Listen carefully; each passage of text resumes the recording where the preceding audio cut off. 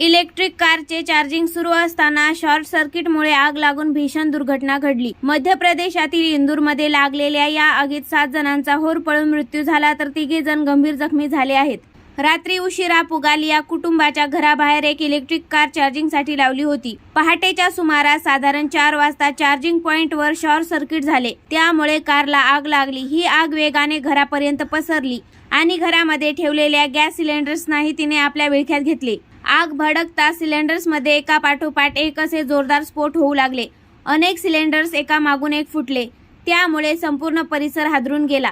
स्फोटाची तीव्रता इतकी प्रचंड होती की घराचा काही भाग कोसळला आणि आत झोपलेल्या लोकांना पळून जाण्याची संधीही मिळाली नाही। मनोज पुगालिया यांचा पॉलिमरचा व्यवसाय होता। घरामध्ये अनेक ज्वलनशील रसायनेही साठवून ठेवण्यात आली होती।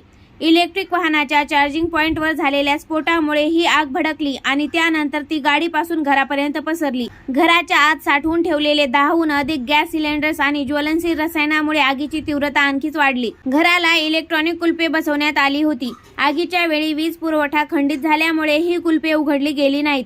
परिणामी घरात अडकलेल्या लोकांना बाहेर काढणे अत्यंत कठीण झाले। घरात प्रवेश मिळवण्यासाठी बचाव पथकांना दरवाजे तोडावे लागले। आगीची माहिती मिळताच अग्निशमन दलाचे जवान तात्काळ घटनास्थळी दाखल झाले आणि अथक प्रयत्नानंतर त्यांनी आगीवर यशस्वीरित्या नियंत्रण मिळवले।